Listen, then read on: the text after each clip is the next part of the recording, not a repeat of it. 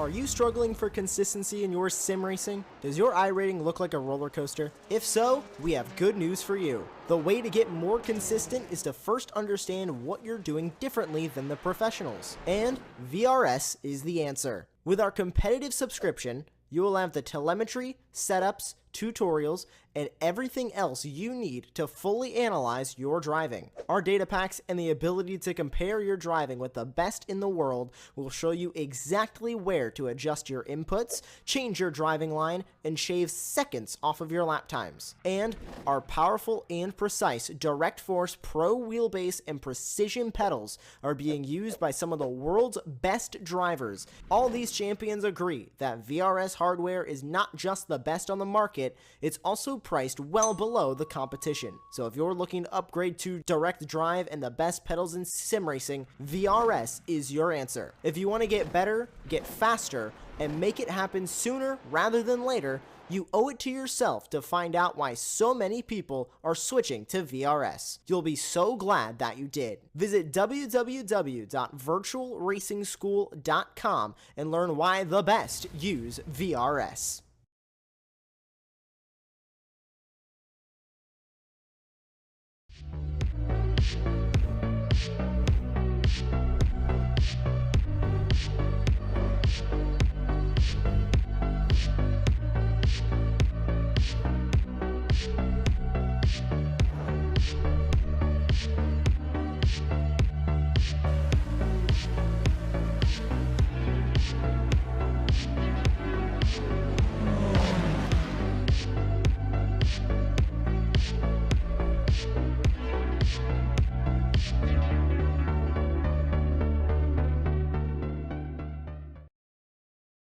This discussion right before.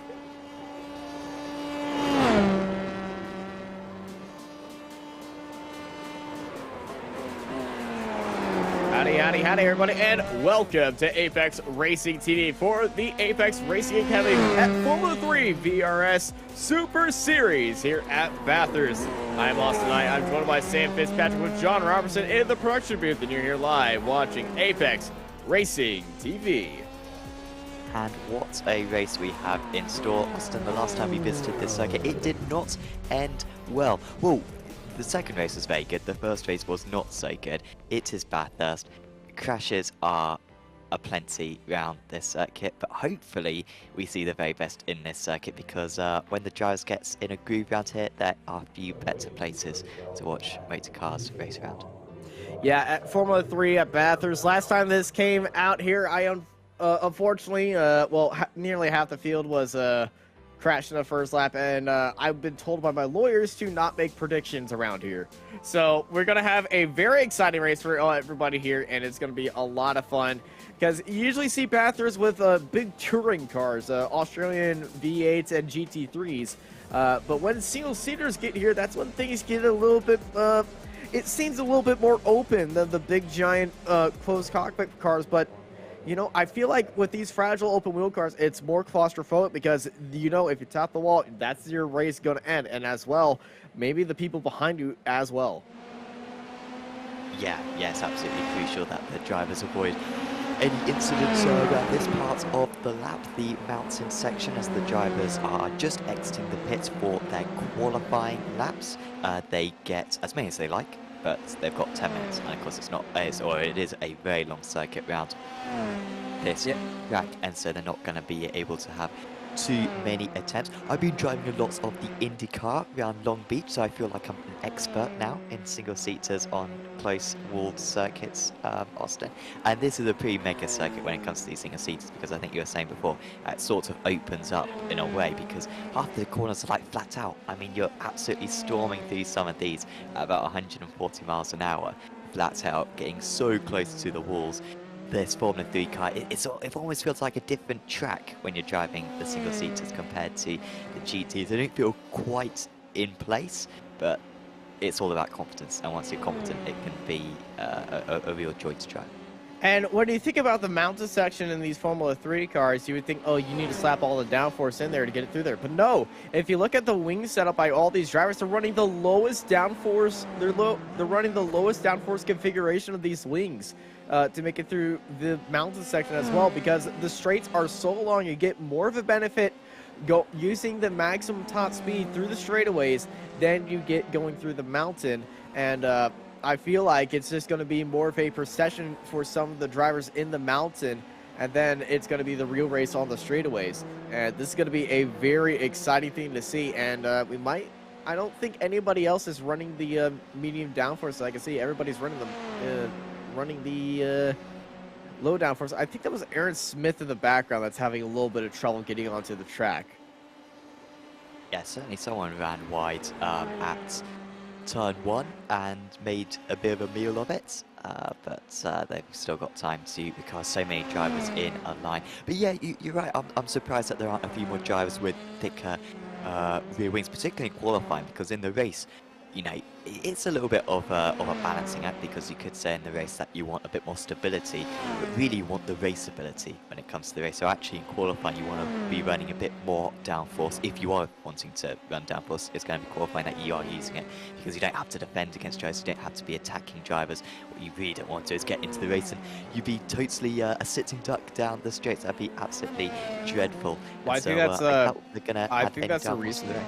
I think that's the reasoning going down the straights, that because you just lose so much time down these long straights. I think you lose about almost half a second to a second combined in from the start of this straight to the next time you go up the mountain. It's about a combined second to everybody else. So if you're really good through the mountain on a medium downforce, you're still going to be on the back foot. So, you know, the low downforce cars, they're going to make it very, they're going to be very unstable through the mountain unless you're extremely smooth, that we're seeing Tobias Olsen really demonstrate right here, as Tobias is going to be finishing out his lap and putting in the first lap onto the board here at Bathurst. And yeah, I wonder if we might be able to show the championship standings as well, just whilst we've got qualifying in progress at the moment. But at least as far as I'm aware, Tobias is at the top of the stands. He's had sort of 2 really good rounds and then 1 awful round at Silverstone, and that was the one I commentated on, so I don't know if I'm going to be a curse for him. But Tobias is a terrific driver, of course, defending champion from last season. Oh, as he hits the wall, and that's going to be damage. Quickly stops onto track. He'll tow back to the pits and tries to get an out lap and 1 more flying lap done before we go to the race. As yeah, he quickly just goes back there to the pits. But yeah, he's looking very strong. Is Olsen at the top of the stands at the moment? Quite a big difference in pace at the moment, but I think a few drivers who haven't set time so far, Austin.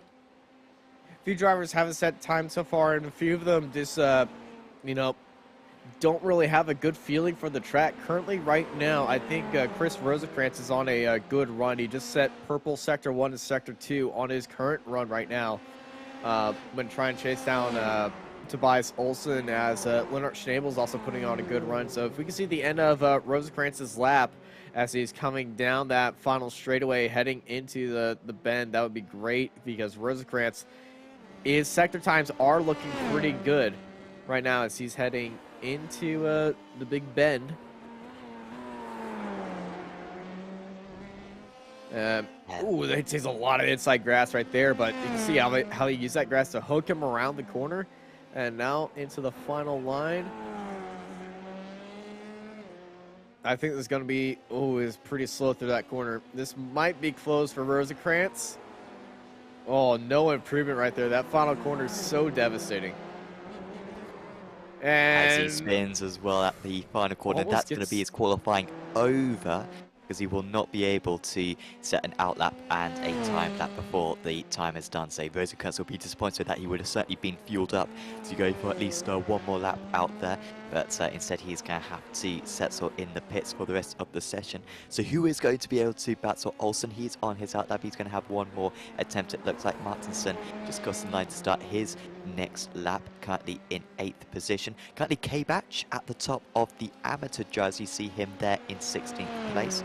We've got 3 drivers serving pit lane starts for tonight, and I think we have 30 drivers overall. So still a couple more yet to set times. That includes Jack Reeve, Oliver Petit, Dorian Arroyo, Nick Polliard, Lasse Sorensen, Jose Arroyo, and Andreas Helgerud still to set a time. But Olsen looking very good out there at the moment. Rosenkrantz has tried to go back out on Jack, but yeah, as far as I can work out, he's not going to be able to complete that lap time later on.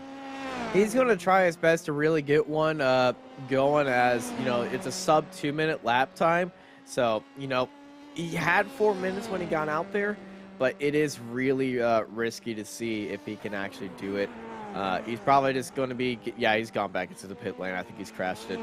I think he's just practicing his starts right now on these cold tires to get ready, because these heat races, getting into clean air is going to be very crucial, and you don't want to be at the front of the field because Rosenkrantz is currently sitting at P1 in heat number 2 for right now.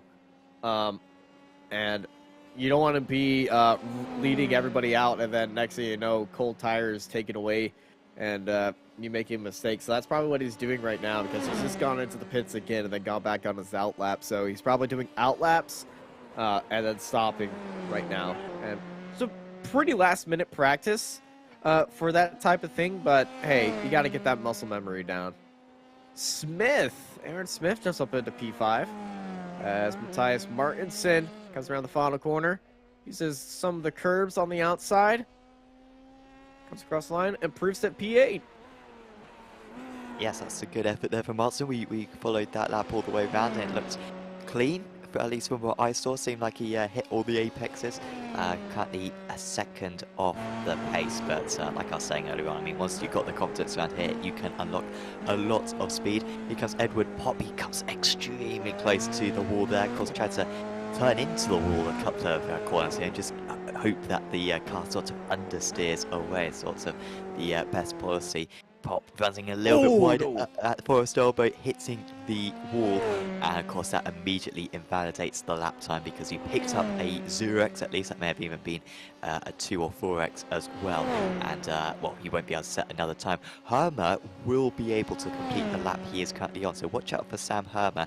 He's currently just got about a third of the lap to go. He will cross the line with about 5 seconds to go in this session, so yeah, he's right behind probably Pop be the right best here. challenge to go for. Hermer's current lap, I am seeing a little bit of an improvement right now on his lap. I am seeing green sectors, but this is going to be close for Samuel Hermer. Is he going to take Rosenkrantz's spot, or is he going to take P1?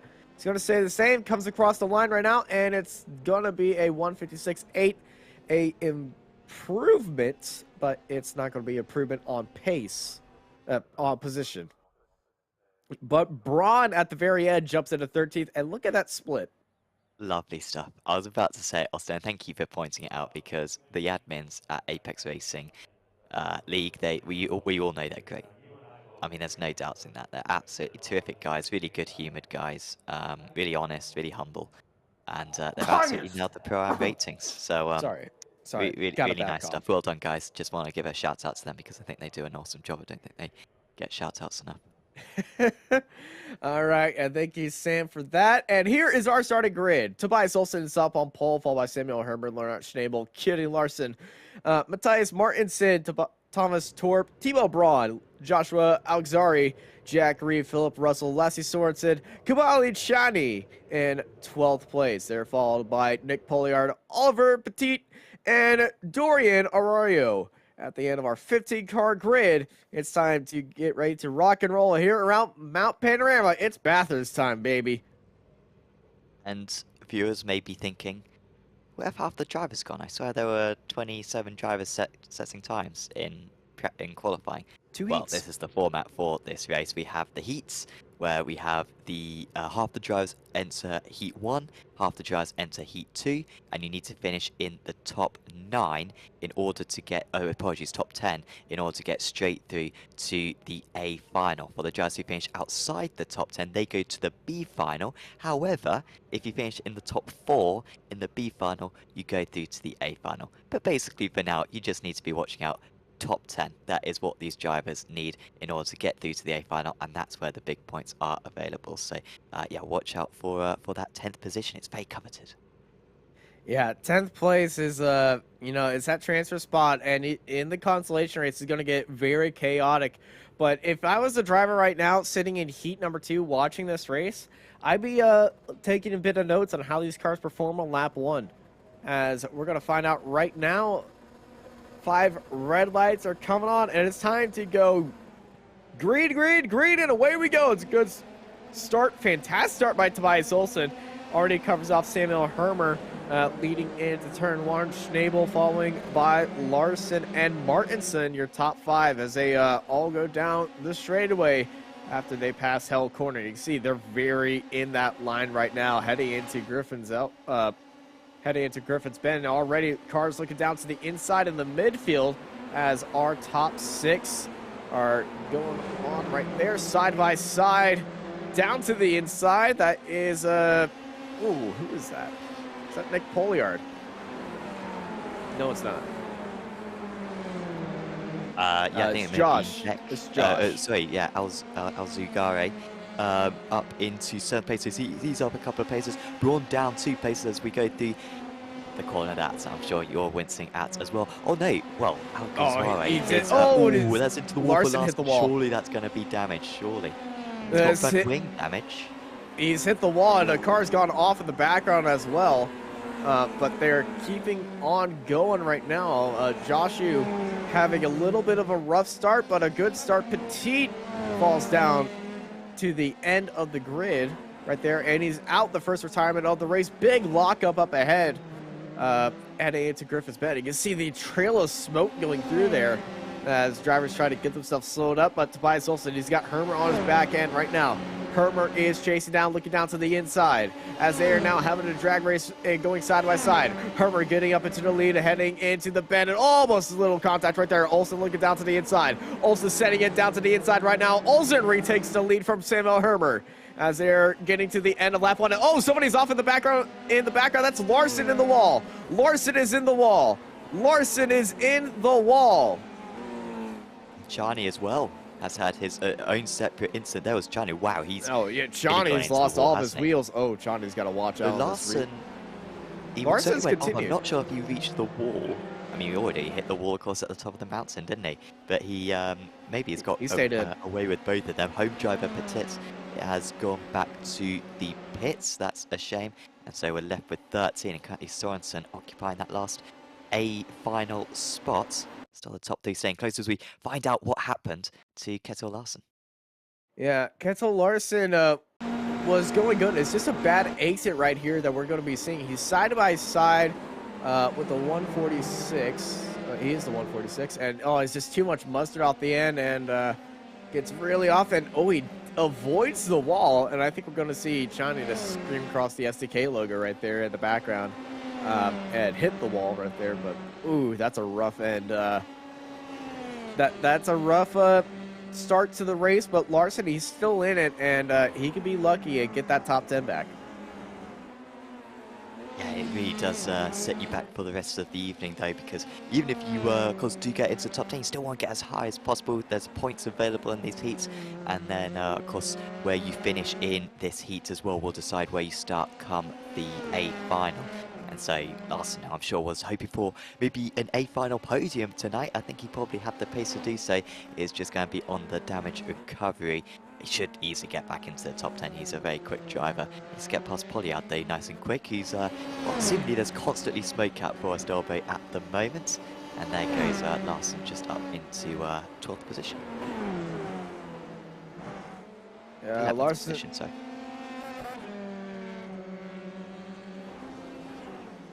Yeah, that was Thomas Torp that we're actually watching. Torp Apologies. just got past us. Jack Reeve has gone into the pit lane. So Jack Reeve might have got damage right there as he has gone into the pits. It looks like our overlays. Yeah, there we go. Live overlays right now.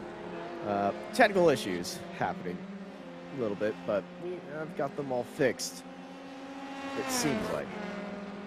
Shame for Reeve, second place in the championship, of course, behind Ricard Boberg so far this season. And yeah, Reeve with that issue seemingly, and he is gonna have a long way to come back. In fact, he's now coming out of the pit lane, so he did get a faster pair. Just trying to figure out why he came into the pits. I honestly don't know. It could have maybe been a jump start because I'm seeing no damage on his car prior to that pit stop.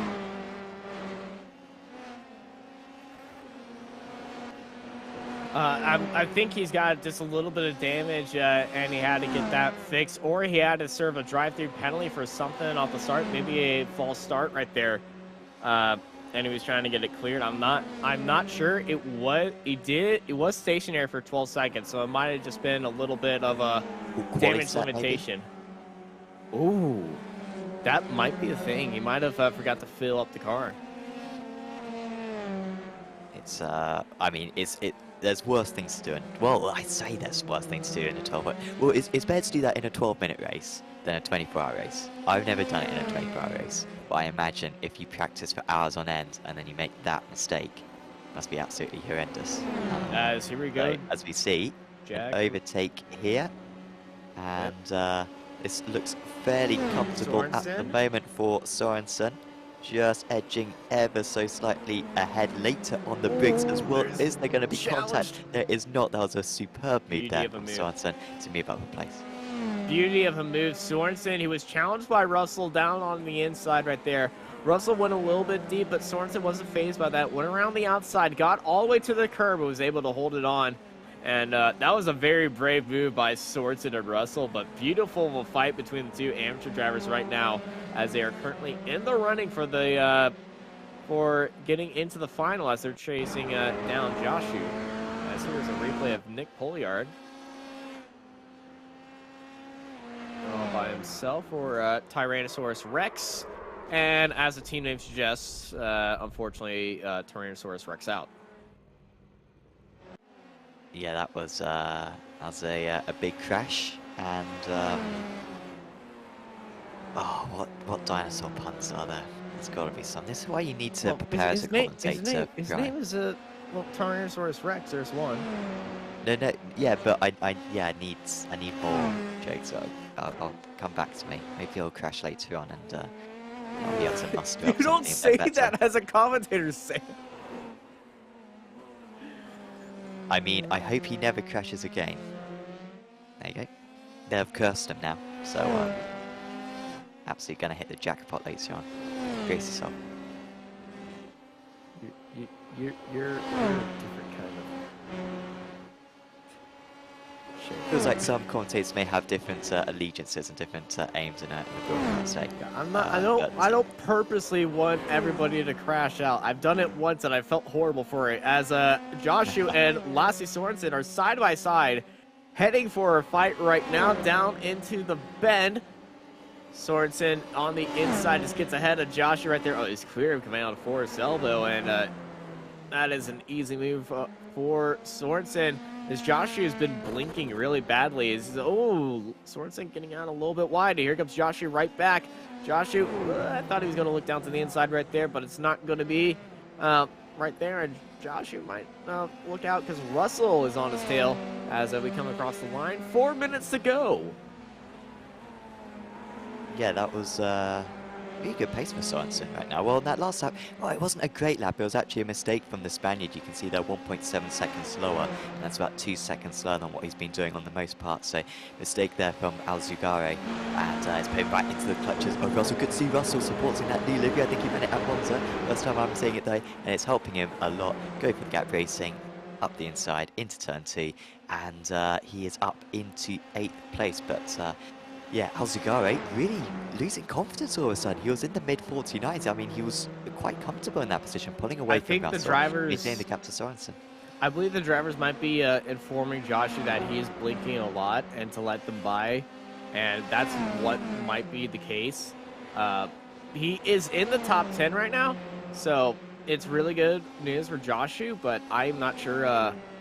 I'm pretty sure he's just worried about his internet dropping right now, so he's dropped down. He had a very good start, but Sorensen is currently the biggest mover, up 4 spots.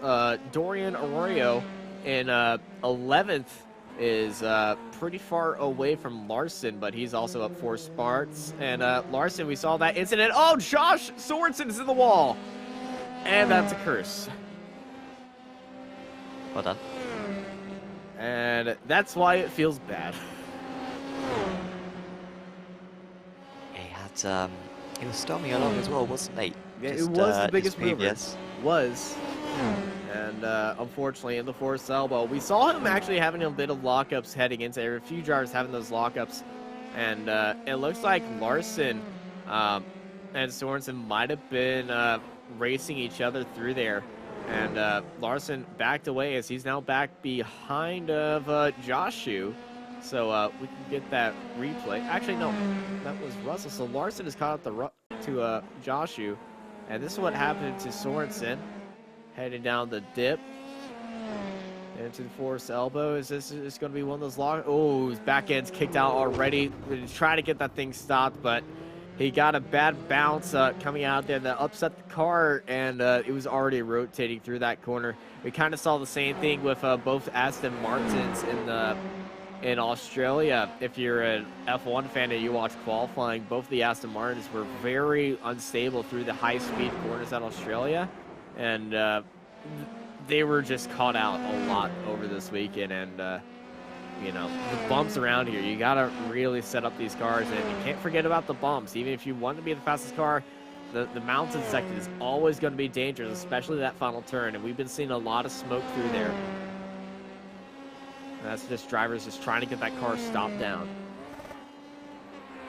Yeah, it's really tricky with the bounce around this circuit. Of course, the setups will try to alleviate that as much as possible, but of course you're always limited with quite how much you can do. As I love some of these shots around this Bathurst circuit really does show the big intensity. As yeah, that was a huge lockup, wasn't it, for Russell right there? I cannot really see him holding off last much longer. Yeah, Russell, really good. Great to see Arroyo. He's up into P10 right there after having that pit lane start too. And it's a white flag up in the air right now. Olsen crosses the line with just 5 seconds to spare.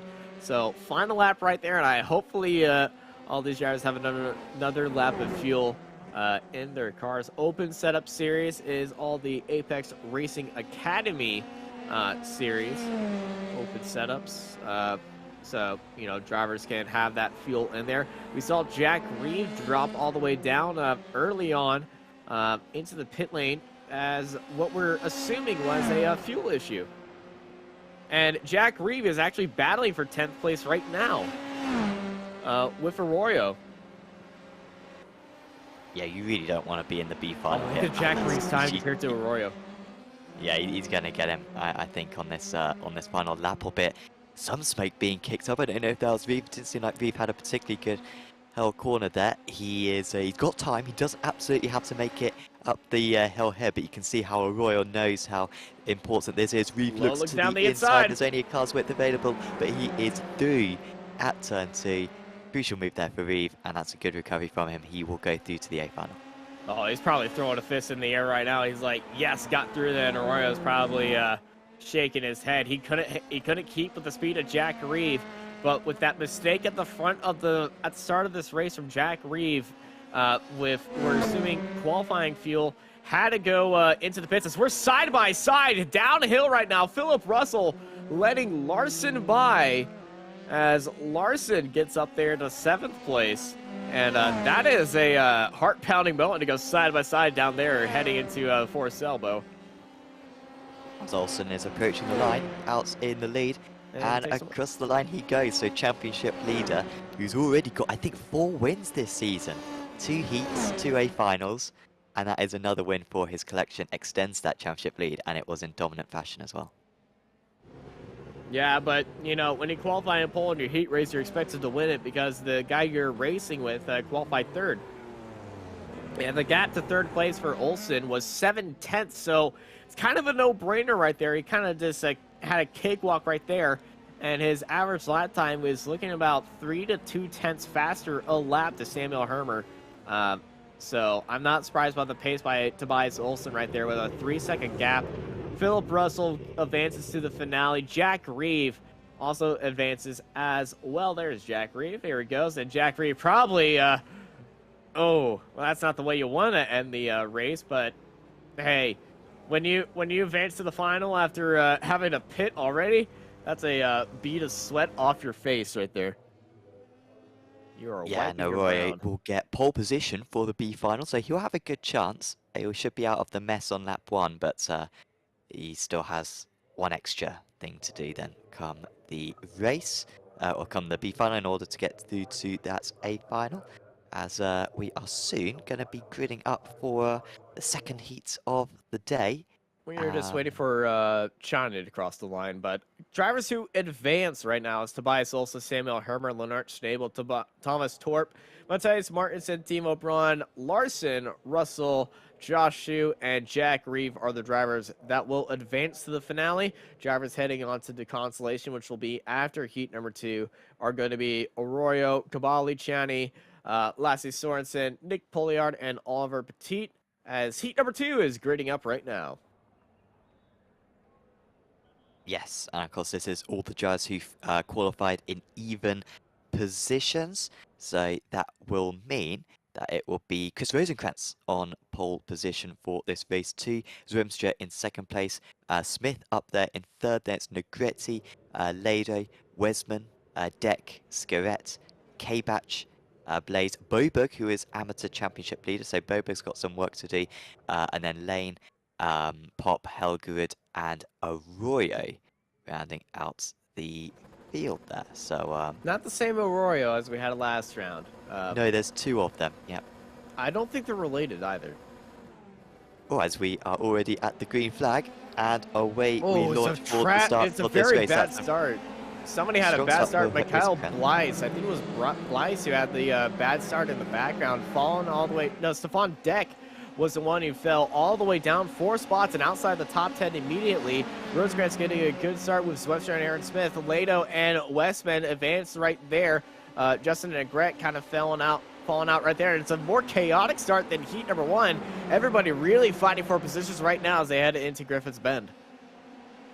Yeah, Rosegrant's desperately trying to break the jumps as much as he possibly could through that first sector of the lap, and he seems to do a pretty good job of it right there. Still Zwemstra following him behind, and maintaining that P2, and Rosenkrantz trying to break the draft now if he possibly can, try to really take a stranglehold of this heat 2 if he possibly can, as they race over the mountain for the first time.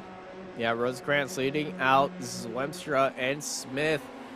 His lead's falling just a little bit back. He is getting a draft affected right there, but I think he's just tiptoeing through the mountain just a little bit too much, and Zwemstra is really pushing it through the mountain on this opening lap to try to get as close as he can to Smith. Big puff of smoke for Rosenkrantz right there through the forest elbow, and oh, that somebody just clapped the wall right there. I think that was Westman. Would have been that round that region, wasn't it? It was Lado or Westman, I think. And we'll see if the Finnish driver has to go back to the pits. Of course, you also get a bit net contact. Oh no, it was Lado. Well sometimes. It was Lado. It was Lado. Okay.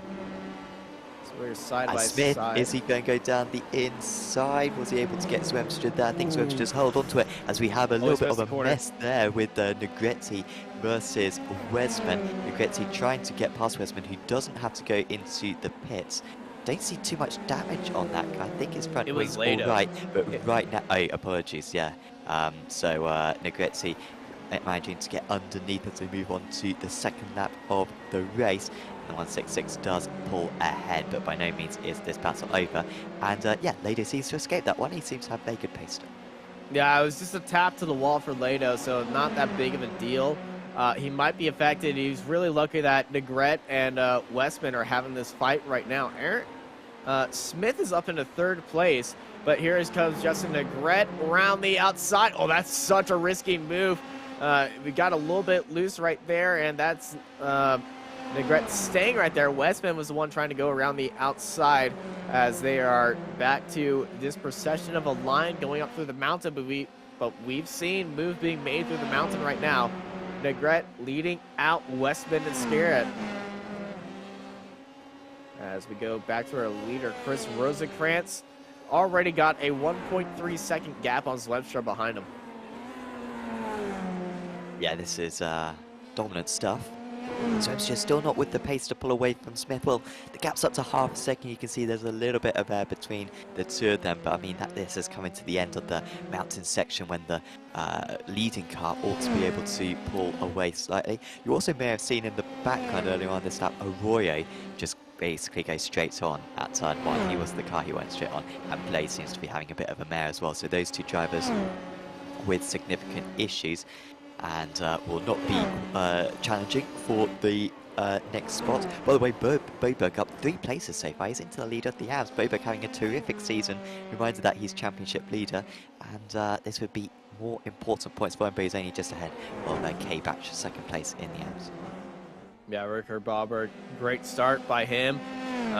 Got past Kaibach as there's Kaibach. You see Boberg up ahead, and Michael defending from Stefan Deck, the driver who had probably the worst start I've seen. I think he just slipped off the clutch and a little bit too fast, lit up the rear wheels, and well, basically fell down the road. There's a lot of smoke popped up right there from was that it was Boberg who locked up the wheel right there. And he's gonna, or K-Batch is gonna be vulnerable here. Will Deck take a dive? It's not a big braking area into this part of the track. It's quite cambered, and yeah, that one was not a possibility. And then you've got to wait for pretty much half a lap in order to go for the next overtaking move. But he's going to go for it straight away here again, not fully committed. That was wise to back out of that one, but they are just losing each other time. He's not going to commit to a move there, Deck. He's bad just to wait behind and wait for the long straights, as this part of the circuit really tricky to follow round, and he could not be closer, but there's just nowhere to really pull alongside.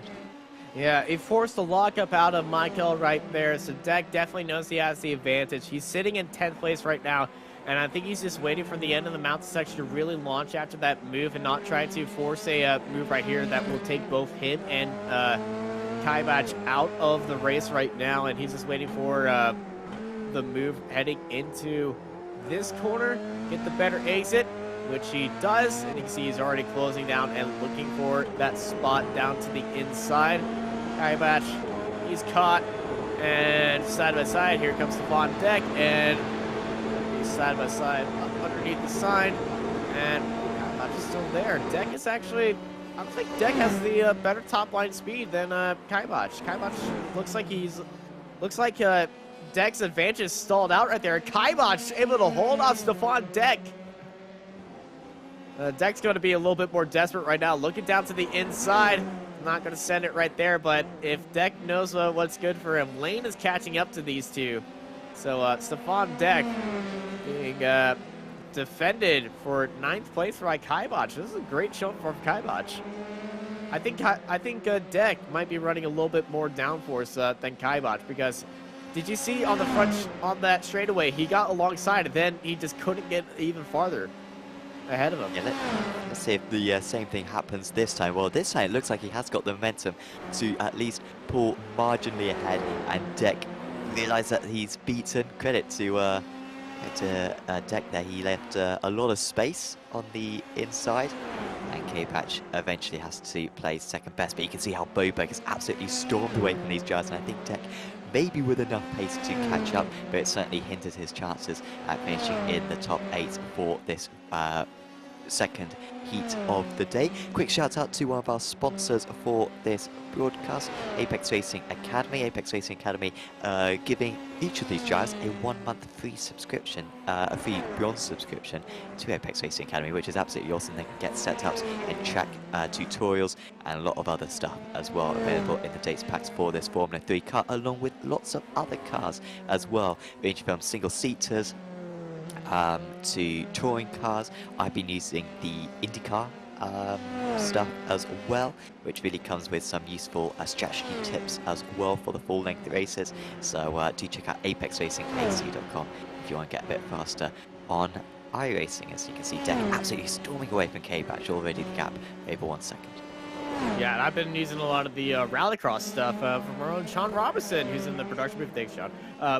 And it's really improved my skill on, well, dirt and road.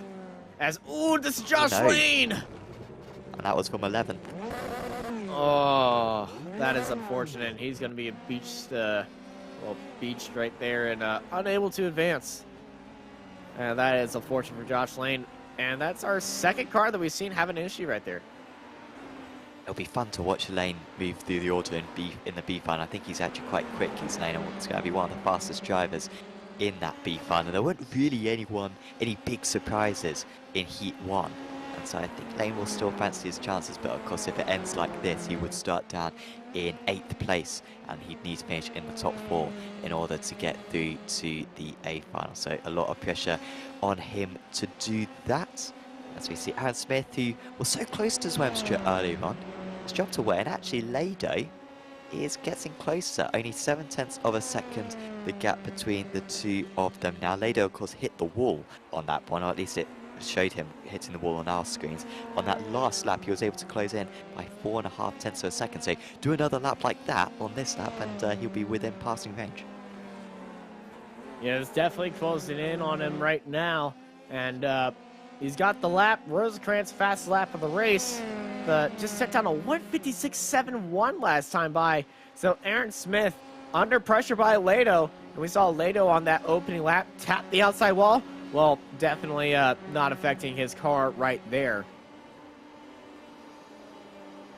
That's yeah, Smith. he looks as strong as anything. Maybe, I remember when Felipe Massa damaged his front wing, I think, in the 2010 Spanish Grand Prix. And I think he started going about half a second lap faster. And Rob Smedley was saying, I think we found the solution. And, well, it's almost the same right now for Lado. Well, the same happened with Lewis Hamilton. Be holding him up. Same happened with Lewis Hamilton in last year's Saudi Arabian Grand Prix. He ran into the back of world champion Max Verstappen and well, broke off a piece of his front wing. And then was suddenly setting much faster times than Max ever could. Unfortunately, he couldn't use that same trick in Abu Dhabi, and well, we all know what happened right there. Stefan Deck gets off the track just a little bit. Sorry for getting into politics, by the way, everyone. Oh, that wasn't politics.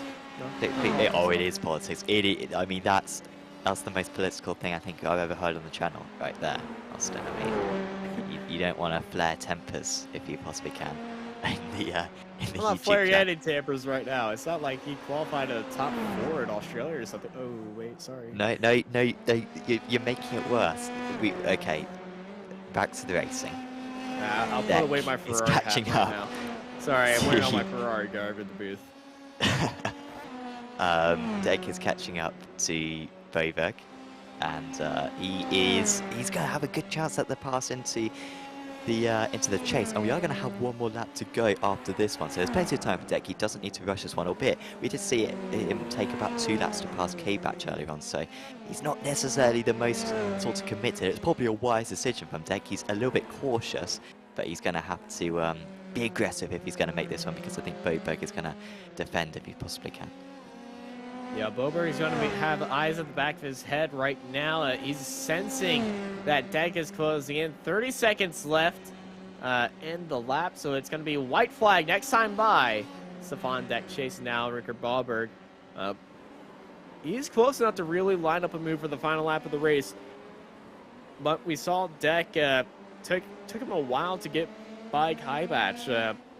But he is lined up right there, trying to save this race after a poor start off the line, as they're going to be meeting the white flag in the air. There's the white flag. Thanks, Barney. 1 lap to go now in the fight for 8th place. And Rosenkrantz has got a 3.5 second lead. He's not pressured right now.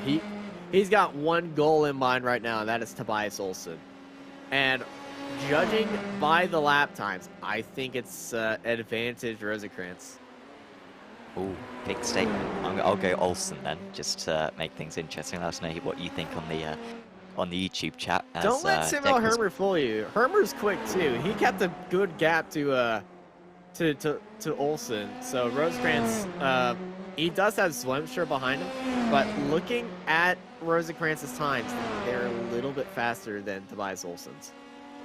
Of course, if Rosencrantz could win the final along with this heat, he would go up into second place in the championship.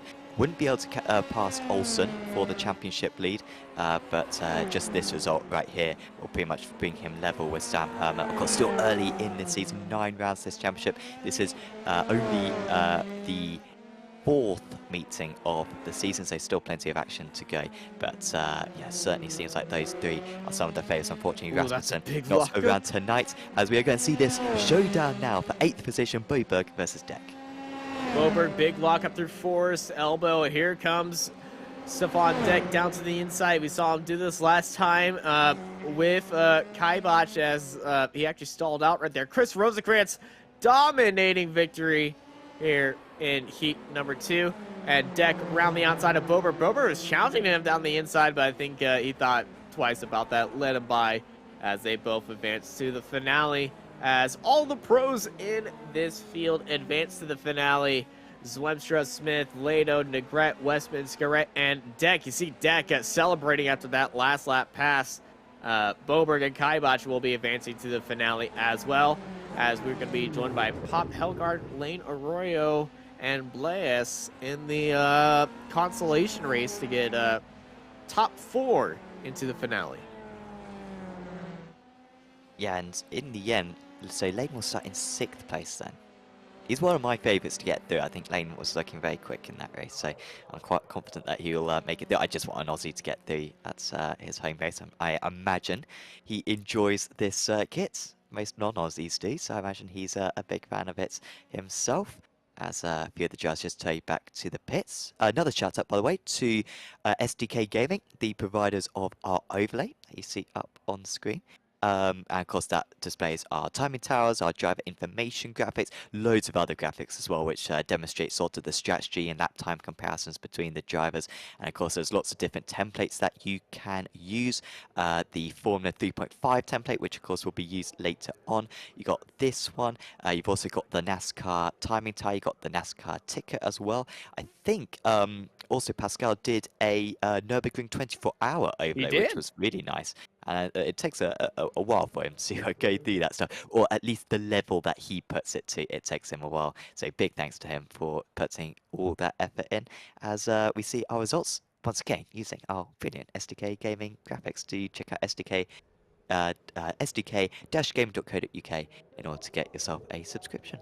And tell him Marcus sent them. As here's a consolation race, 10 cars on the grid. Dorian Arroyo, Edward Pop, Kamali Chaney, Editors Helgard, Lassie Source, Josh Lane, Nick Poliard, Joshua Arroyo, Jose Arroyo, Oliver Petit, and Michael Blaise. Back of the 10-car grid. Top 4 will advance to the finale. And surprisingly, these are all amateur drivers. Usually one of the pros have a little bit of mistake, but no, not having that, as the 5 red lights are on. For a while, it's just green, green, green, and away we go. And it's a poor start for Arroyo. Pop swings it around the outside immediately, but Arroyo sends it down low to get ahead of Pop heading into turn 1 right now. There's a lot of green on track. There sure is, and now there's going to be a lot of slipstreaming as well, because Pop senses an opportunity to get past her, and it's really important to get the lead. If you get the lead in these early stages, you can pull away. But in fact, Pop really struggling down the straights then. He was almost overtaken by Charney, who's in 3rd position. A little bit of batsing as well behind, almost some contact as well with the 280 and the 297. And now Sorensen just defending on the inside there, so Lane having to back out of that one. He remains in 5th position. Blaise unfortunately not taking the start. I think this could be very competitive. I don't think Arroyo is necessarily the fastest out of these guys, and this long train of cars going up behind him is very much backing that up. We saw the pace by Sorensen to heat number 1. Unfortunately, he had that incident heading into Forest Elbow where in the closing laps of the race. He was the biggest mover, was having a lot of pace, and unfortunately had that lockup crashing him into the wall. He just made that move around Josh Lane, getting into P4. Started in 5th place, but now he's in that transfer spot, and he's certainly looking for Chani right now. As you can see, already selling a fake on Chani. Big lockup by Chani as Eduard Pop losing a little bit of ground to Arroyo, but Arroyo probably the most comfortable out of all these drivers currently right now, as we are going down the straightaway, heading into the Big Bend already. You see Chani just looking down the inside, not going to have an advantage right there, but it's probably just seeing where Pop likes to have that braking zone right there, as this is the fight for 6th place, Petit and Helgard.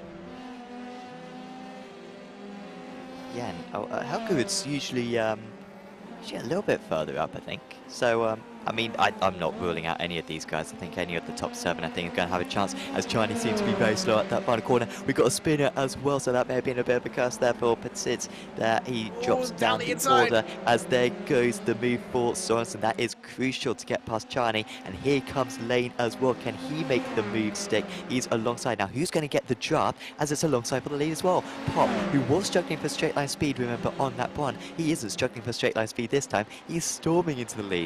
The Triple T leads the B final right now. Chani was able to get back past Sorensen as well, but there's still battling about it. Lane has had a problem, it seems, further back, and Sorensen gets back ahead again. So these top 4 now very established. Sorensen eventually able to make that move, but what on earth happened to Lane there? He must have had some kind of issue into turn 2.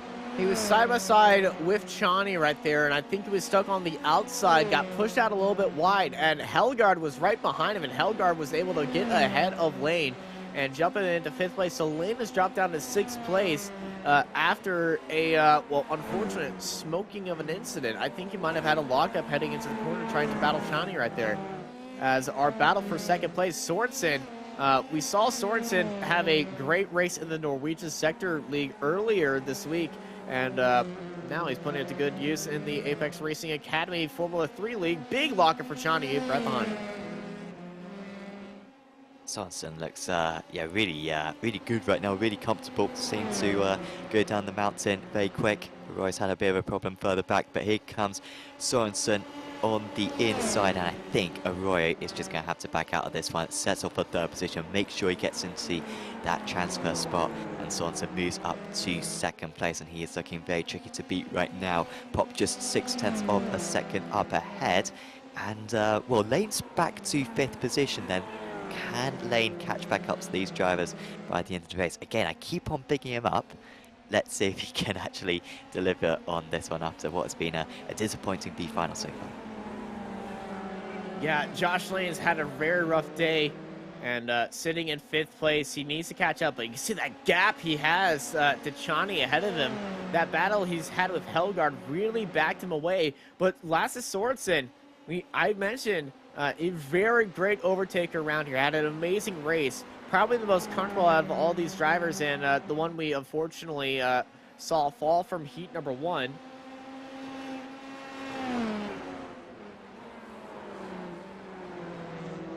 As he's chasing now Pop, and Pop, these two have actually pulled out a good gap to Arroyo, and they've pulled out a good gap to Chani, and Lane's got back up to Chani actually.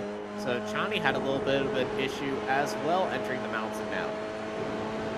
Yeah, Lane has really cut that gap big, hasn't he? I mean, that gap was up by about 4 seconds at one point, as well, Sorensen seemed to be sliding a few moments ago. Pop really seemed to be struggling through that area of the circuit as well, and the gap is coming down. Oh, it doesn't make much of a difference here. No points available, of course, for this B final. Well, there are points available if you don't advance. If you advance, then you get points for the A final. It's a little bit, it's not particularly complex, it makes sense, but really, it does matter between 1st and 2nd. However, it does change your grid position if you care too much about that one. 21st versus 22nd on the grid. This is over, as here comes Sorensen, just a 10th of a second behind. He's trying to go to the outside this time. This isn't the line that he's taken on the most part, but he had so much momentum there, just generating that overspeed for the entire straight, and when he pulled out of the slipstream, he was streaming past, and Sorensen, the Norwegian, up to the lead of this race, only halfway through as well, and Pop I think will just settle for second place here. They're still not miles clear of lane, so they need to make sure that they don't waste too much time battling one another. Arroyo had an incident. He's in the pit lane after, well, I assume this is going to be, we saw this happen in last round, and, oh, the same thing that happened to Josh Lane happened to Arroyo, locked up. Sorensen also had that issue as well, so back end, over that bump, carries you around, over rotation, and into the wall, uncontrollable, can't really stop that. And that's unfortunately how the cookie crumbles around here at times. Yeah, that's, I don't know, I mean, what would you say is the most tricky corner around this circuit? That one. That one. Yeah, Forest Elbow, I think, is... Yeah, when I first was starting in iRacing, I would always say I do not like this corner that we're going through. The uphill braking. Maybe that's because I only drive McLaren's GT3s, and the back end just rotates around underneath over that curve, and I'm just like, I can't do this corner. When I hop into single seaters around here, it's completely changed the downhill of the mountain. You're always locked in up going into there, and it's very hard to conserve the momentum without hitting that wall, and it's such a blind corner too, so it's very tricky in a race situation. You got the cars behind you that you're worried about, and sometimes if there's a yellow flag, you have to really tighten up that corner to avoid a car on the outside, because that is right where that race line is, and that's usually where you're going to find a car right there. Yeah, been in plenty of those instances over the years. Where driver buries it into the wall there, and got absolutely no chance to avoid it, even if you do see the yellow flag. Tricky to react in time. Look at the overspeed here for Lane. That was a lot of straight line speed. He's going to go for it. Is he? Charney is able to take the normal racing line, but Lane, if he can just get, I mean, he was half a second behind there coming out of the Forest Elbow, and he was nearly within passing range by the time they got into the next braking area, so he just needs to be a couple of tenths closer, but he's making mistakes right now. Is Josh Lane locking up a lot, and that gap is up to a second, so he's almost undone the work there. He didn't gain anything on that lap, even though he's way faster over the mountain. He's got to make sure that he avoids those lockups and just gets maybe within 3/10 coming out of Forest Elbow. He's got 2 laps to make this move and to get into the finale. Josh Lane, the lap before that, he gained about 1.7 seconds, I believe, on Shawnee. So Shawnee and Lane having this battle right now for the final transition spot to get into the finale or be the first one classified out of finale. You see a big lockup up ahead by one of the drivers. I think that was Arroyo. But let's ride on board of Josh Lane as he flies through the mountain section right now to chase down Shawnee. I always love an onboard shot here at Bathurst to see how close the wall is and how on the limit that these drivers are. Josh Lane just staying right there. He's in the draft as they head down into the dip. And you can see Lane locking up just a little bit more, feeling the pressure. Shawnee feeling the pressure from Lane. Shawnee having that lockup as they head down into Forest Elbow. Are we going to be seeing Shawnee have a lockup? Big rotation by Shawnee. Big lockup right now. Here comes Josh Lane. The gap separated them just half a second right now. So Josh Lane, he's set himself up for that final opportunity on the final lap. Are we going to see this for Josh Lane? Gotta go for it. You gotta go for it. If it means the A final, he's gotta go for it. He's Here going to go to the outside. There's going to be contact. No! And neither of them are going to go through. It's going to be Helgard. It's going to make through, and that is maybe a I don't know. Was it Charney moving across? Was it not? He really kept the line very tight. He really had that line tight across the line. You can see, well, that is a moonwalking Shawnee right there. He's not going to have a... both of these drivers are not going to be happy about that. White flag is in the air for these drivers. Kabali Chani has gone into the pit lane. Josh Lane is carried on. Andreas Helgard is probably thinking, what the heck just happened? Well, if we get a replay of what went on, I believe Shawnee was just really keeping that line tight on Josh Lane. Lane went down the inside, but there was no room for him to really carry on. And there was an initial bump, got into the grass, and then that's when they made contact with each other. And that is so unfortunate, as here is that replay right here. Josh Lane, one of the replays was going on, and then we switched over to another one. Stuff is happening. Yeah, I think we're going to see it this time. As so, did Charlie move across, or was he unclear? He covered him off. There was room left for Josh Lane, but unfortunately, Josh Lane was carrying a lot of speed right there. Josh Lane hit Johnny. Johnny had the gap. Josh Lane wasn't covered off by Johnny, so I have to say that was Lane. May well be investigated by the stewards post-race if the drivers protest it. I see that both of them lost out from it. I imagine they will both protest it, or at least one of them will. So they're both got their own ways. Oh, he covered me off in the braking zone as I was getting alongside. Oh, he just ran into the back of me. But they both got fingers to point. Sorensen, well, he's got one finger to point up. He wins the Consolation race. Up 4 spots, started in 5th, finished in 1st. He's going to be going on to the final and set up the new fast lap of the race. Arroyo comes home in 2nd, Pop in 3rd. Helgard, Andreas Helgard, probably thanking the stars right there for that incident, and he'll be advancing to the finale. Yeah, we barely saw Helgard, did we? But I think at the start, we saw him at the start. A little bit at the start, yeah. But he was just very under the radar. But yeah, picked up the pieces. I mean, imagine if you won the A final from here, Helgard. The 23-car pile-up in front of him.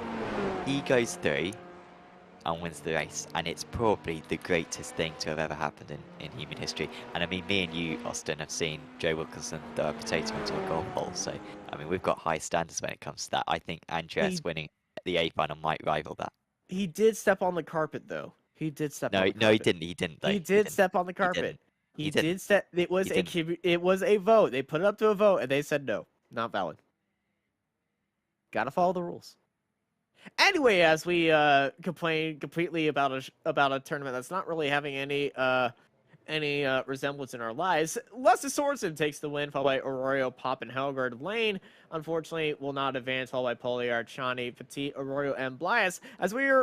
As we have a little bit of a warm-up right now, we'll be right back here on Apex Racing TV for the Apex Racing Academy Formula 3 VRS Super Series after these ads.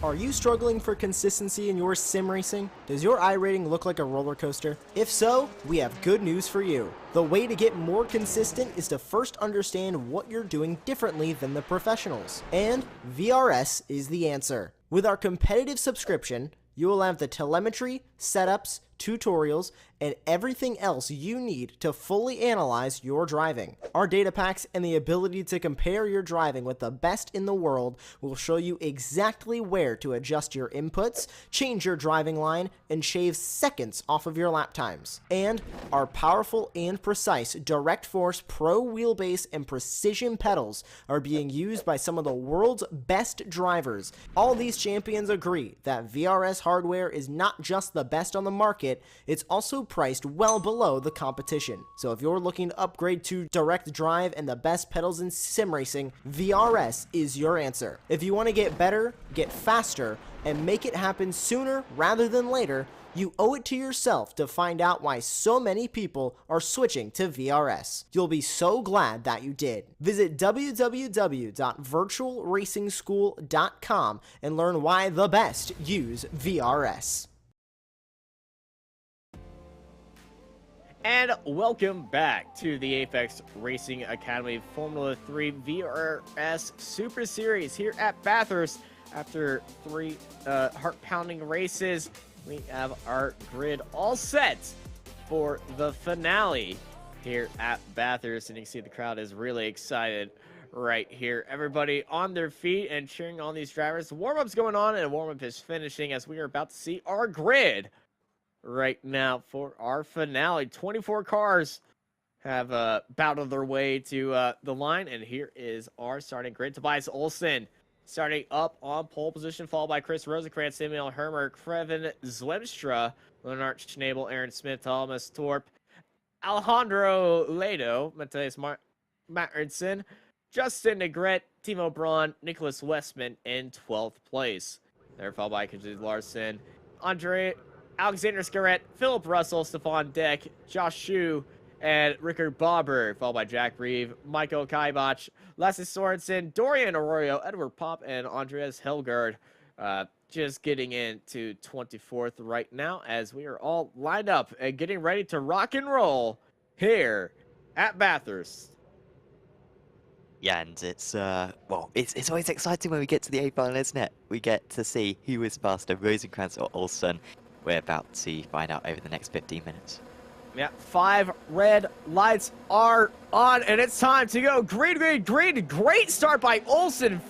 I don't even know on how perfect that was. It was as soon as the lights came out, Olsen went off right there, and he jumped ahead of everybody else. Immediately, big start by him, and a big spin in the background.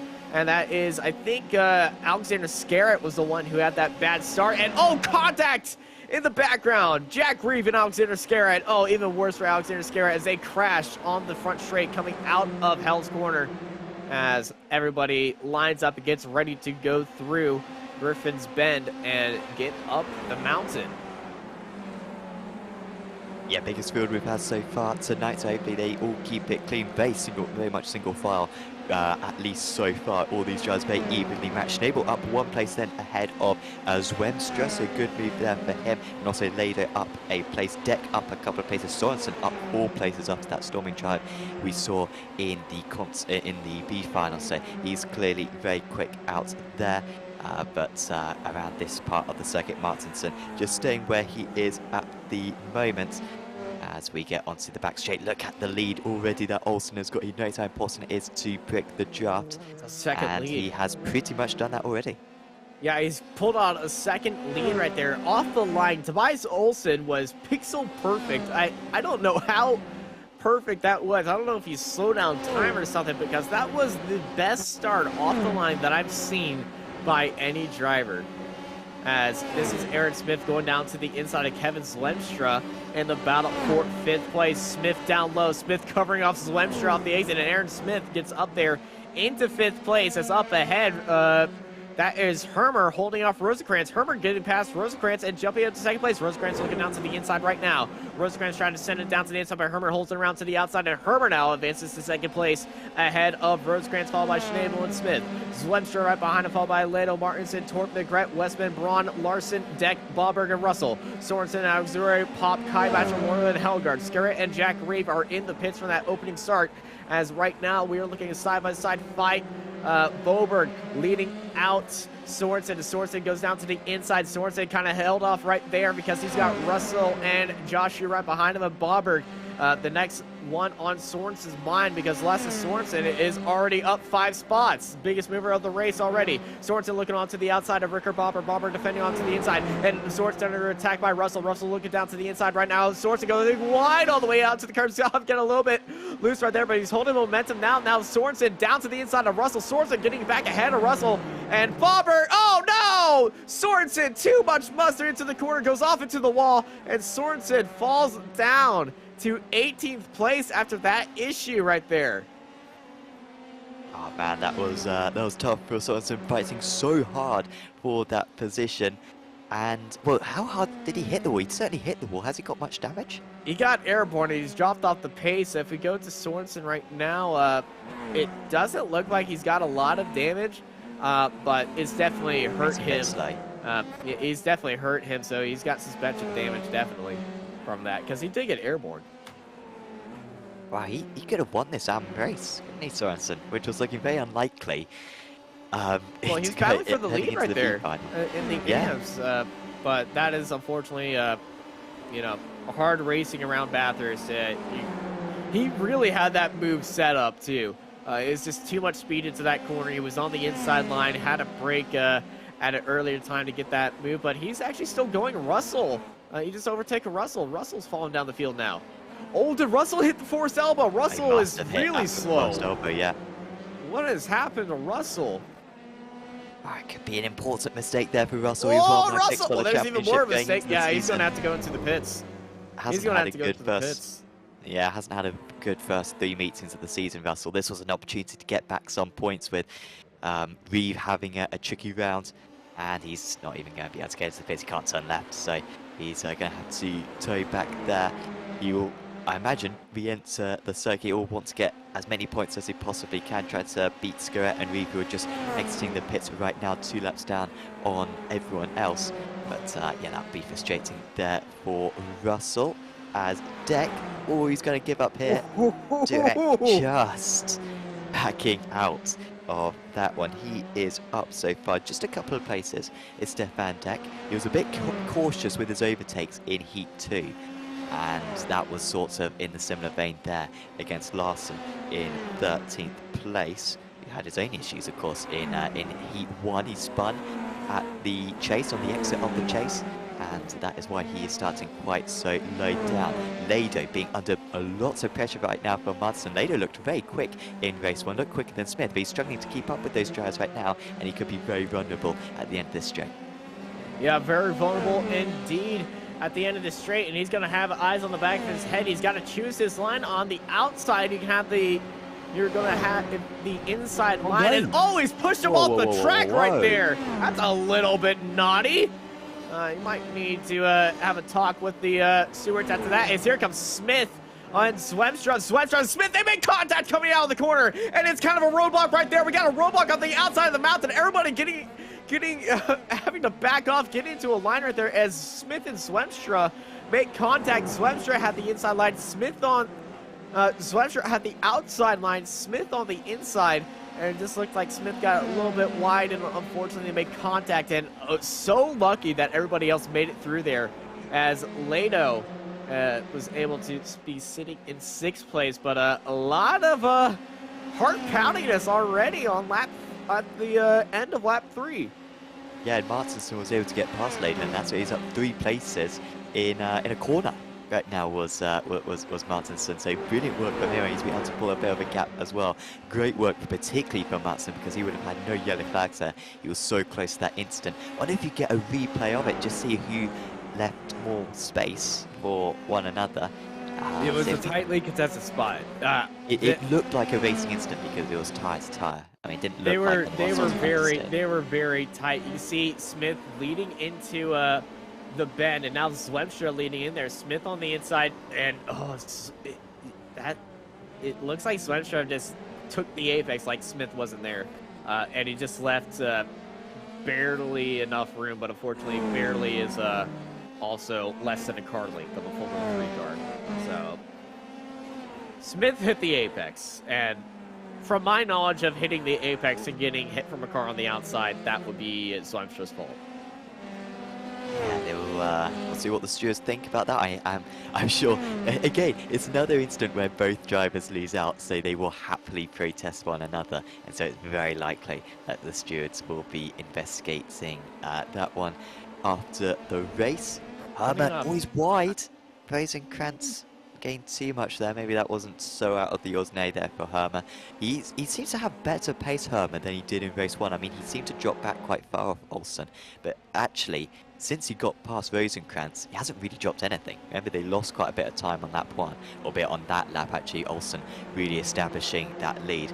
And he's now 1.4 seconds out ahead. That was a poor lap for Herman, actually, so maybe that little running wide at the chase did cost him. And Schnabel's doing an amazing job. Remember, Schnabel, amateur driver last season. He's improved so much. It's awesome to see. He's got some new teammates who have helped him along as well.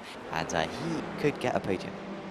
Yeah, Schnabel was also in our chat watching the Consolation race in Heat 2.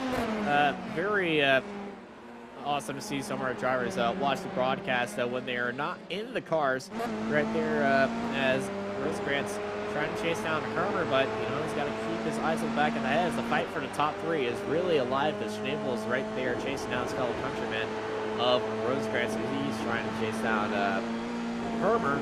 But Hermer, we saw that move that Hermer pulled on Rosecrans. It was absolutely great, but like I said, he did lose a lot of speed last lap, so we're going to be staying on board with this fight. Down the dip we go, and you can see the back end of these cars kicking out right there as the drivers rotate them down the hill, and they get a little bit. Oh my gosh, that's Westman.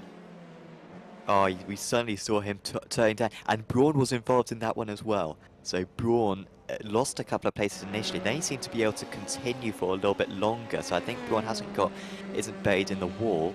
I wonder if Westman crashed and Braun maybe was just behind him and got some contact. There was Westman, he lost it early on, and there goes Braun into the back. Was that Larson? He also there was one of the IGL Coatings cars. So that is unfortunate there for Braun, who's actually gone off the circuit now. So he's had a second-day incident, seemingly, just trying to get it back to the pits. Yeah, this is side by side, Lado and Westman. Actually, I'm not sure who this is. That's Lado up ahead. That's the 141 right behind him. Is it Negretti making a move here? That's a big look right there. It's Thomas Torp and Leo and Negretti. As we are not in a replay, this is live images. This is the fight for 6th place.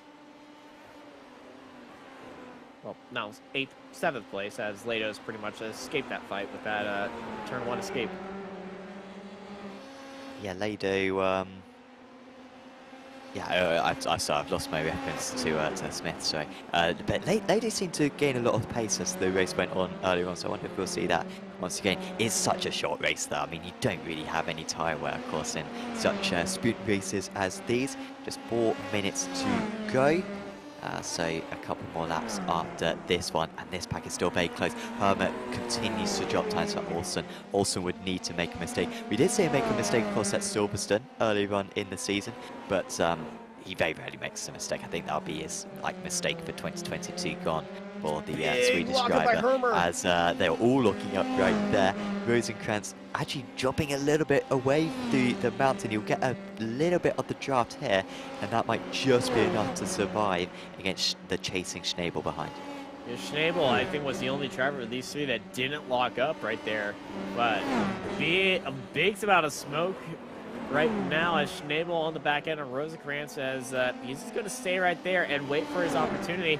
As here is Justin Negret and Torp side by side. Negret, well defended by Torp. He didn't go all the way down to the inside of the grass. He just kept a line down there, wide enough for a Formula 3 car, then stayed right there. But here comes the Negret. Negret looking down to the inside. He's not going to have the pace to really send one down to the inside on the brakes. That's more of a last lap opportunity move. You really got to throw one in there.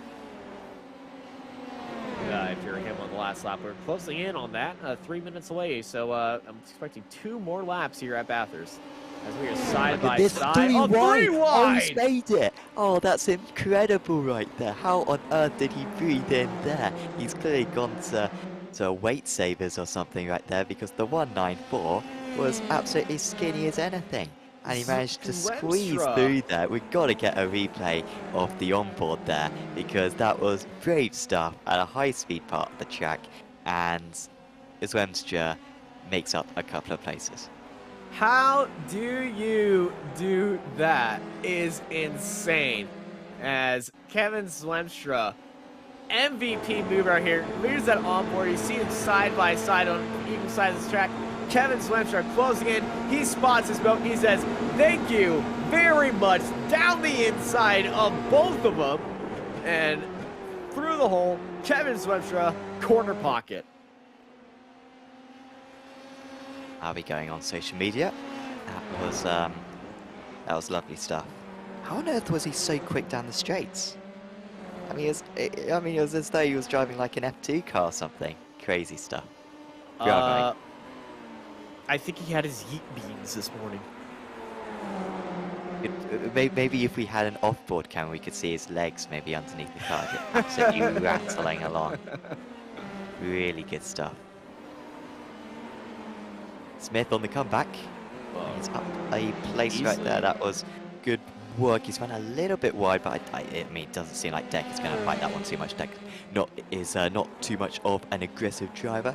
Could Smith get one more place? He's got one lap to go. And he's got, is that Larson just ahead? Yeah, who isn't very quick tonight as Larson. I think Smith will be within passing range by the time they get into the chase on the next lap. He's just got to nail this mountain section. Well, it is white flag, 1 lap to go here at Bathurst. And speaking of other drivers who have 1 lap opportunities to make moves, we got the fight for the podium, and this fight up ahead, Lado and Torp and Negret and Torp. Negret on the outside. Torp goes down to the inside. Torp gets up into 7th place with that move right there. As Dorian Arroyo has retired from the race. He's gone into the pit lane. The other Arroyo, he didn't make it in. That's right. Oh, yes, of course, yeah. I keep remembering those two, and I just look for it.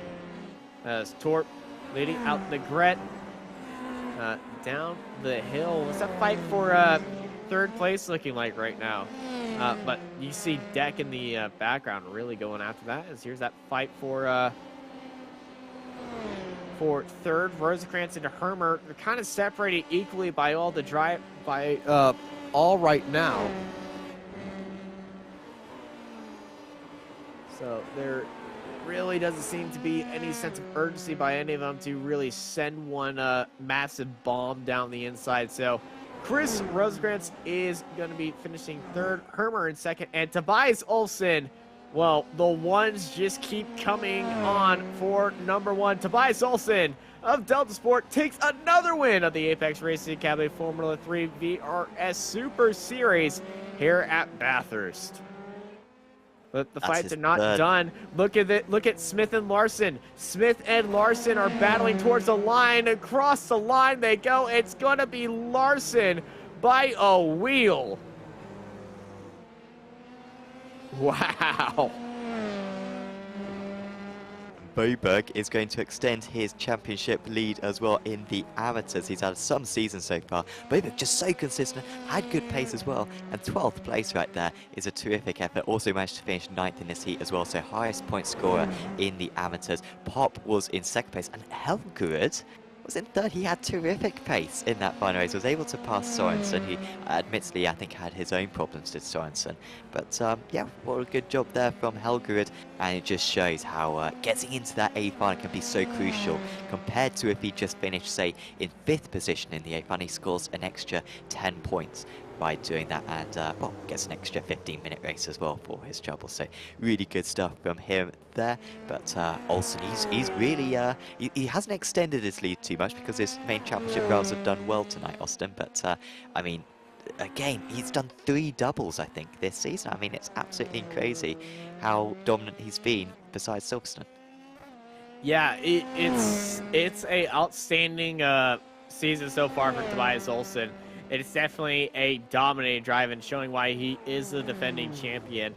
The 3rd double-double out of 4 races is insane feat right there, and I can't get enough of that. Here's your full results. Tobias Olsen takes the win ahead of Samuel Hermer, Chris Rosencrantz, Leonard Schnabel, Matthias Martinson, Alejandro Lado, Thomas Torp, Justin Negret, Cutie Larson, Aaron Smith, Stefan Deck, Rickard Bauber with the amateur win. Very great season so far by him.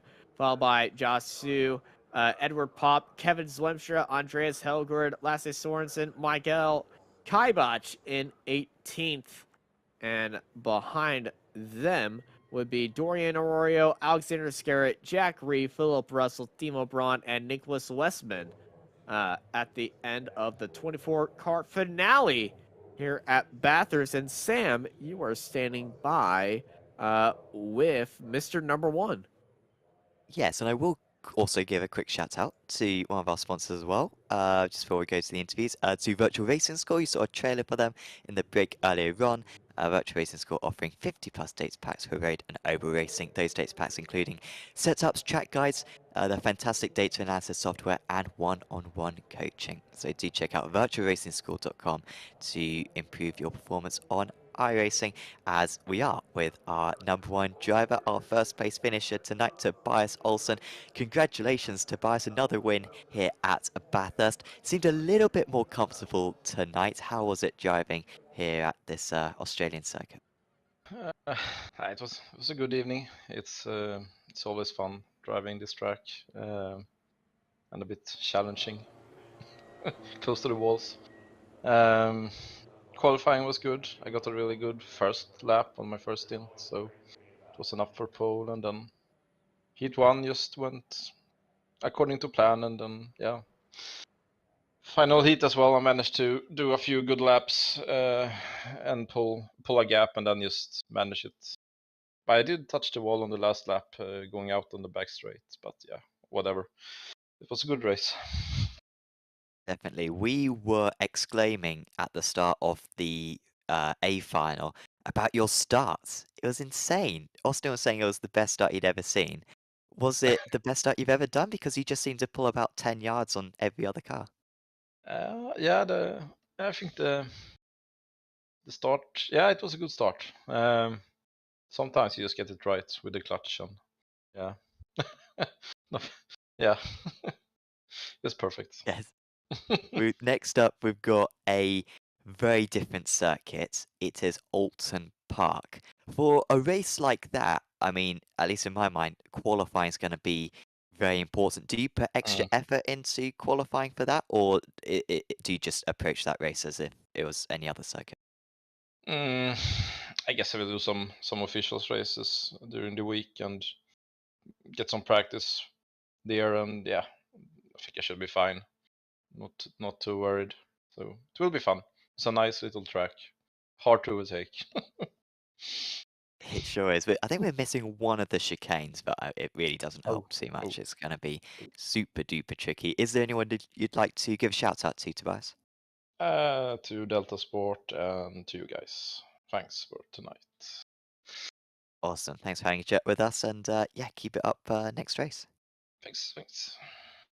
Tobias Olsen, your Heat 1 winner, your A final winner, and your championship leader, and your defending champion. Quite a resume. Austin, who are we chatting with next? Well, I believe Samuel Hermer is standing by with us, so let's talk to Sam. Samuel Hermer, how you feeling about today? I'm still recovering. That was really terrifying. And the run around around the mouth. Yeah, it's a very yeah. Thank you. It's a very rough day for all of us out here, but yeah, absolutely, it was a.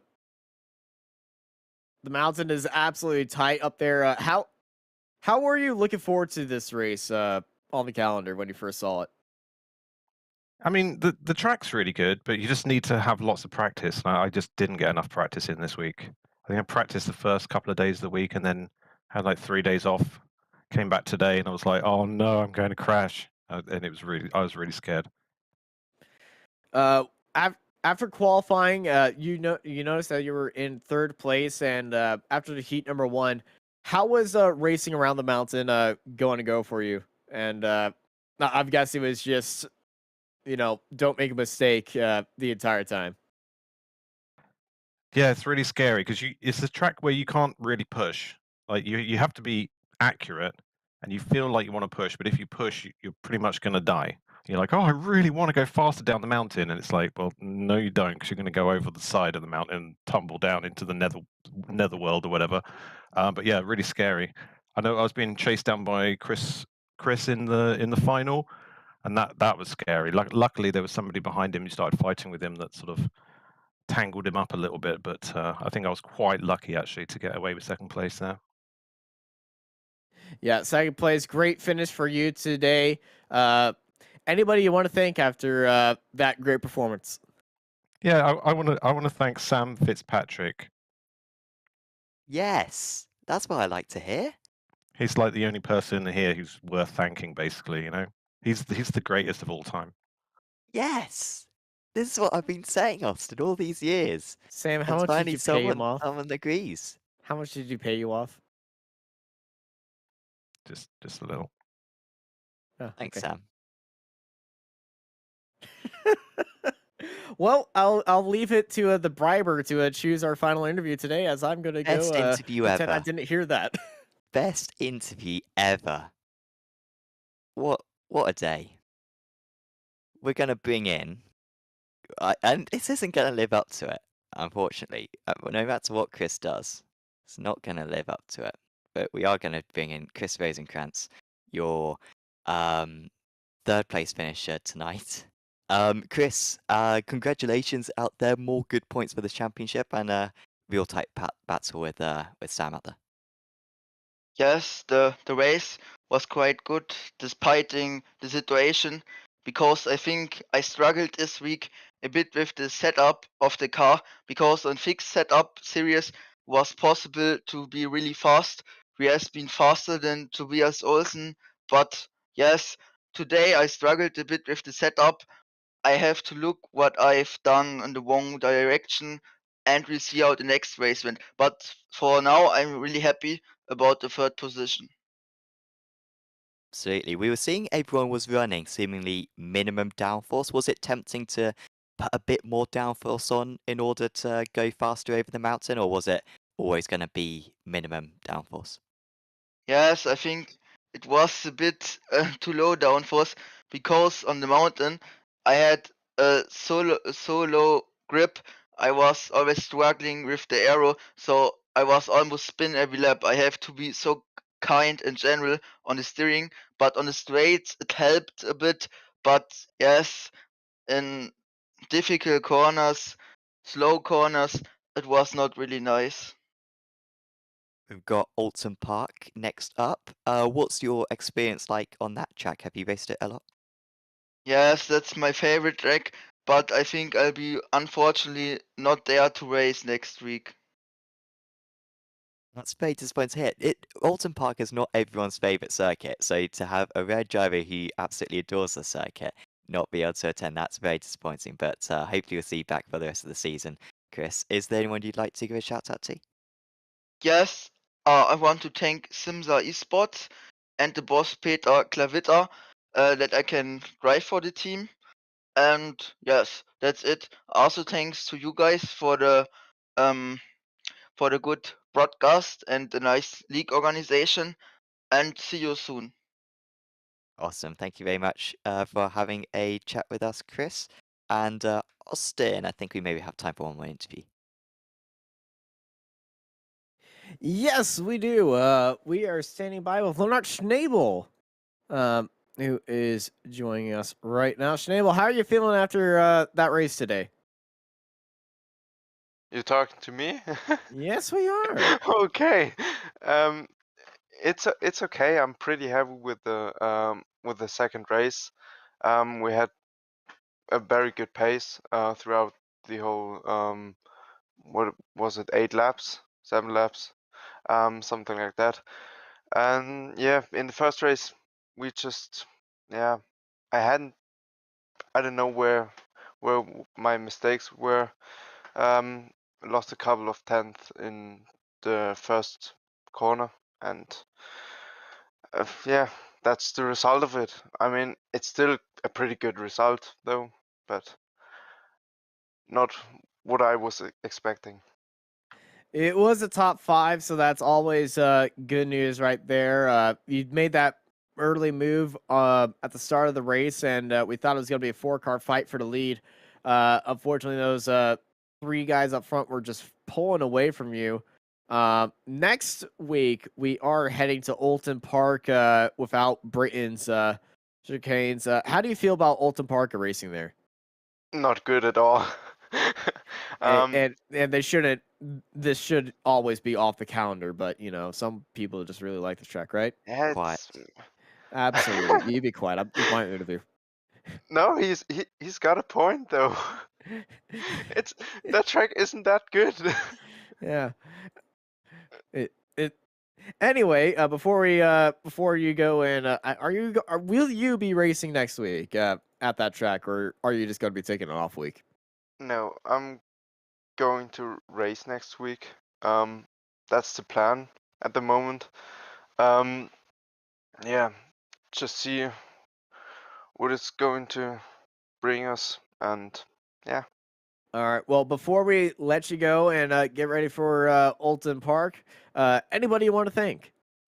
As always, to you, to my parents, to my team, and that's it. All right. Thank you, Schneebel. Great race for you today, top 5, and hopefully it's a podium next time by. Yep, hopefully. And that brings us to the end of our interviews. Sam, how do we want to sum up this race? Well, I'd just like to point out there that, I mean, we've seen the polar opposites of quality of interviews there. Lennart's out and out disagreeing with me there. Anyway, I think that's the end of this broadcast. Thank you, everybody, for joining us here for the Apex Racing Academy Formula 3 VRS Super Series here at Bathurst. I've been joined by Sam Fitzpatrick and John Robertson in the production booth, and I'm Austin Knight, and I hope y'all have a good night.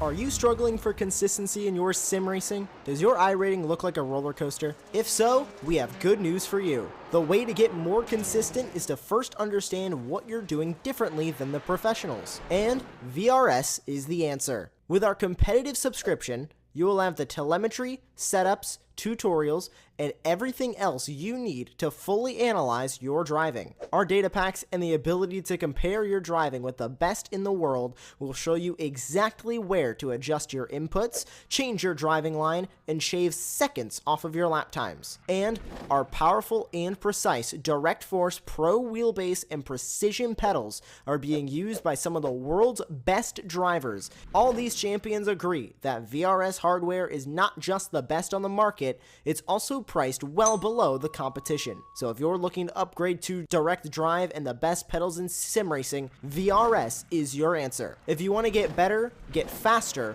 and make it happen sooner rather than later, you owe it to yourself to find out why so many people are switching to VRS. You'll be so glad that you did. Visit www.virtualracingschool.com and learn why the best use VRS.